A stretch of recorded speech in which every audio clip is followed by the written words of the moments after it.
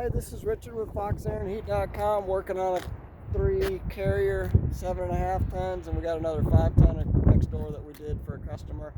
We did not do these units originally. These were done a couple years ago, and there's some install mistakes that we found.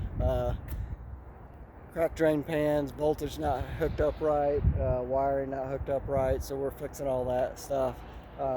These units don't have hail guards on them, so they can get damaged pretty easy. So it looks like they reused probably the electrical disconnects on there too, so that can be an issue too.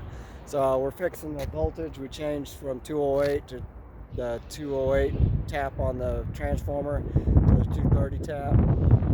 Changed from one to the other so we get the right voltage. And so just trying to do the job right, just trying to explain to people. Plus, this is another thing, it's a 7.5 ton. This is a single compressor unit too. So, and that's not a 2-stage unit. So some of the more expensive units, you're gonna pay more, but you're gonna have 2 compressors in it. So you have actually either 2 compressors that have a redundant circuitry. So, you know, if one compressor goes out or has a leak in the circuit, you still have 3.5 tons working for you. So, or you have a high and a low stage, so that'll make it more efficient, because not all the time you need all 7 tons or 7.5 tons. So a few things to look out for.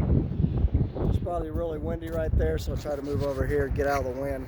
So give us a holler. It's Richard with FoxAirandHeat.com. We try to save you money, try to educate you and let you know what to look for when you're having to buy these units. So once we put them in, we don't want to have to come back and work on them again. So we just do the maintenance on it and really extend the life on them. So if you have any questions, give me a holler.